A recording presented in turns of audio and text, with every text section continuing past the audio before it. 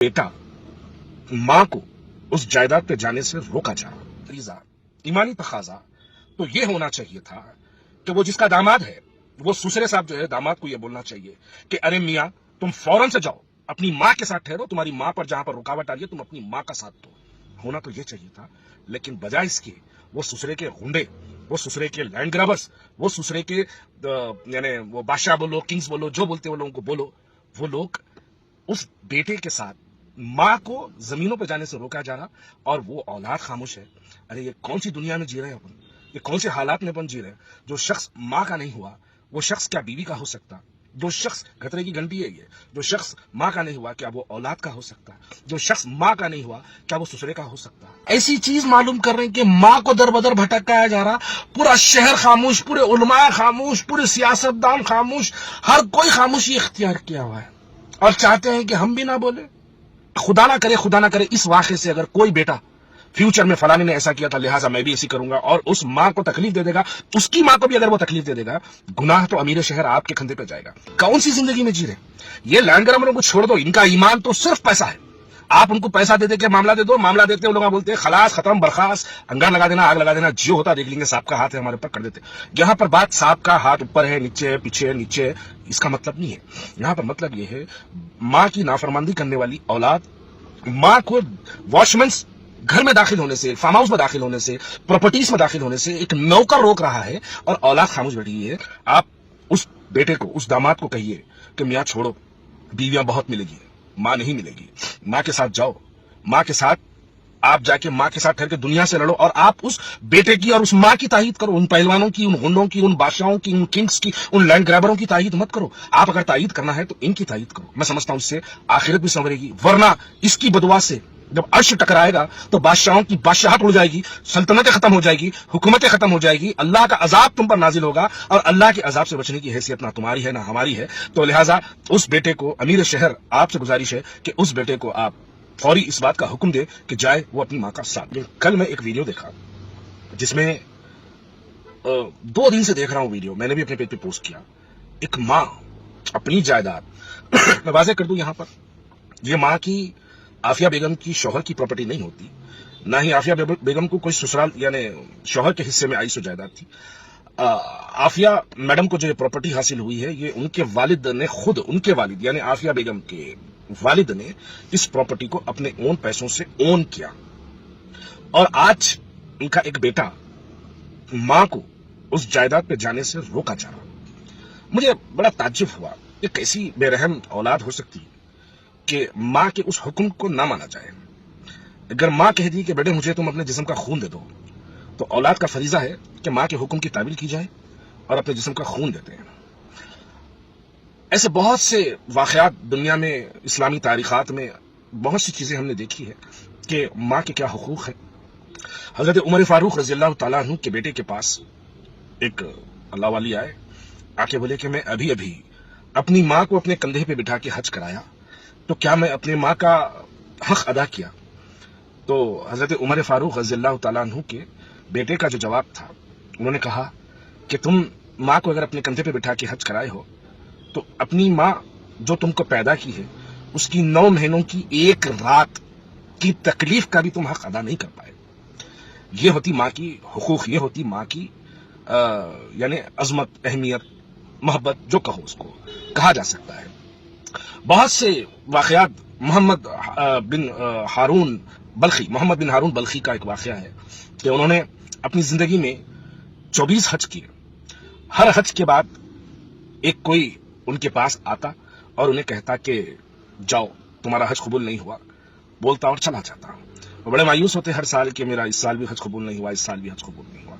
तो जब 24वां हज होता तब मालिक बिन दिनार उनके पास आते, आके उनको पूछते कि आज भी तुम्हारा हज कबूल नहीं हुआ, बताओ क्या वजह है? तो बोले मैं माँ का नाफरमान था, रमजान का महीना था, रोजे की हालत में था, असर की हालत में मेरी माँ मेरे को आके नशे की हालत में आके मैं माँ को बोला कि माँ मुझे रोटी दे दे। तो माँ ने कही शर्म कर, तू रोजा नहीं है, नशे की हालत में है, कम से कम रोजेदारों का तो ख्याल कर। नशे की हालत में था, मोहम्मद बिन हारून बल्खी की बात कर रहा हूं, नशे की हालत में था, मैंने अपनी माँ को थप्पड़ मार दिया। थप्पड़ मारने के बाद वो माँ जलती हुई तंदूर में गिर गई और माँ को वहीं पर माँ की मौत हो गई। माँ की मौत होने के बाद یہ لوگوں نے اس کو کمرے میں بند کر دیا، کمرے میں بند کر دیا. وہ جو ان پہ بیتی، وہ جو واقعہ ہوا وہ سنا رہے ہیں. میں آپ کو اس واقعے کو تھوڑا سا سنا رہا ہوں. تو لوگوں نے کمرے میں بند کر دیا. بند کرنے کے بعد نشے کی حالت میں تھا، کچھ آوازیں سنائی تھی، لیکن صبح پتا چلا کہ ماں کا جو ہے انتقال ہو گیا. اس کے بعد جس ماں کو اپنے ہاتھ سے مارا، اس ہاتھ کو ہتھوڑی سے جو ہے مار کے ہاتھ توڑ دیا، یعنی کاٹ لیا، خود کاٹ لیا ہاتھ. کاٹنے کے بعد وہاں سے میری جتنی جائیداد تھی اس جائیداد کو میں جو ہے صدقہ کر دیا، زکوٰۃ کر دیا. اس کے بعد اللہ کی راہ میں نکل گیا، نمازیں پڑھتا رہا، روزے رہتے رہا، رات بھر تہجد پڑھتا رہا، قرآن کا ذکر کرتے رہا، دنیا کی ہر نیکی میں کرتا رہا، لیکن میری آج بھی مغفرت نہیں ہوئی.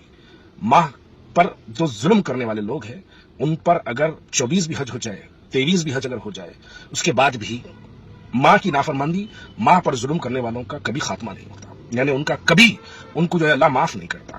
آج شہر حیدرآباد میں ہم دیکھتے ہیں کہ ایک ماں جو اپنی خود کی جائیداد کی خاطر در در بھٹکتی ہے، پولیس اسٹیشن کے ٹھوکریں کھاتی ہے، پولیس اسٹیشن کے باہر ٹھہر کے ماں روتی ہے، گڑ گڑاتی ہے، عدالتوں کے دروازے کھٹکھٹاتی ہے، اور ایک بے رحم اولاد محلوں میں عیاشی کی زندگی گزارتے ہوئے محلوں میں ایک اپنی زندگی گزار رہا ہے، اور وہ اولاد آج خاموش ہے.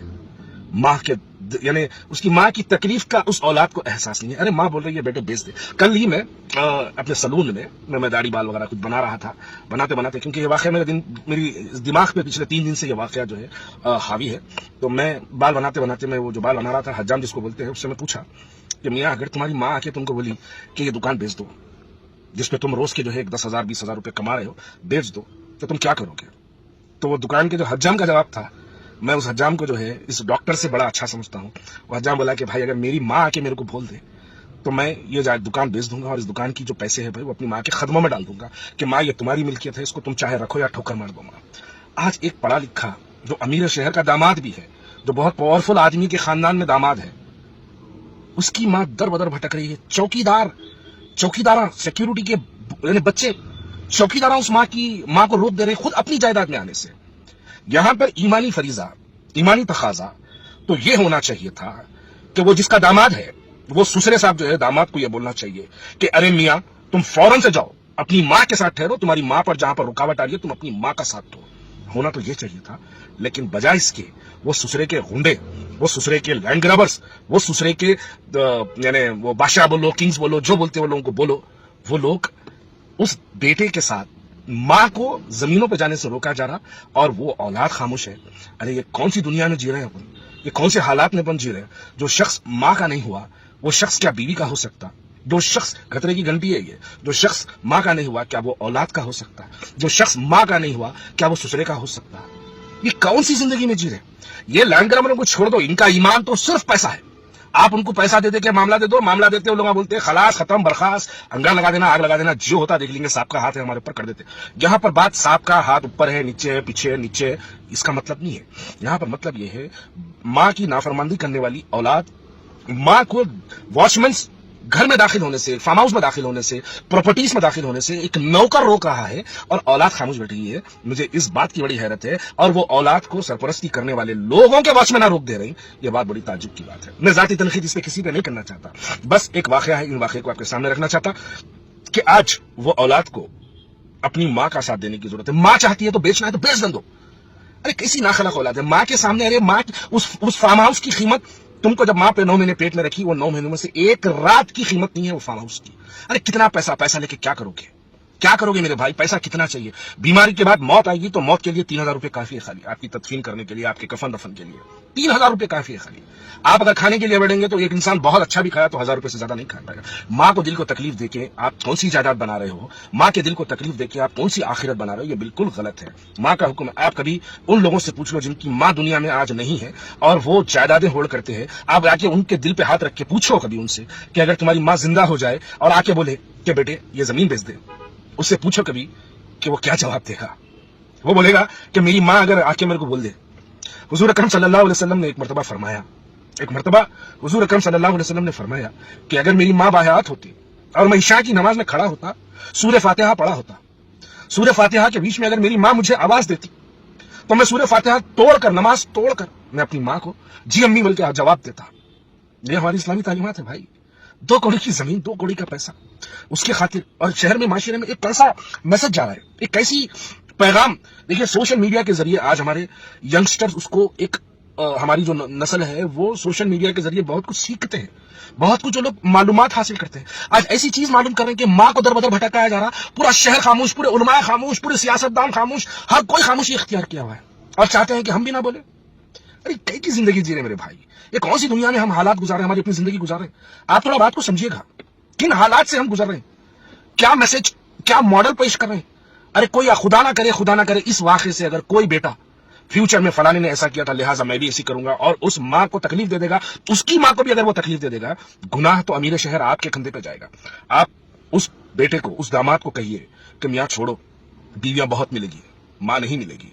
माँ के साथ जाओ, माँ के साथ आप जाके माँ के साथ ठहर के दुनिया से लड़ो और आप उस बेटे की और उस माँ की तायीद करो। उन पहलवानों की, उन गुंडों की, उन बादशाहों की, उन किंग्स की, उन लैंड ग्रैबरों की तायीद मत करो। आप अगर तायीद करना है तो इनकी तायीद करो। मैं समझता हूं इससे आखिरत भी संवरेगी, वरना इसकी बदुआ से जब अर्श टकराएगा तो बादशाहों की बादशाहत उड़ जाएगी, सल्तनतें खत्म हो जाएगी, हुकूमतें खत्म हो जाएगी, अल्लाह का अजाब तुम पर नाजिल होगा और अल्लाह के अजाब से बचने की हैसियत ना तुम्हारी है ना हमारी है। तो लिहाजा उस बेटे को, अमीर शहर आपसे गुजारिश है कि उस बेटे को आप फौरी इस बात का हुक्म दे कि जाए वो अपनी माँ का साथ दे। शुक्रिया बहुत बहुत। अस्सलाम वालेकुम।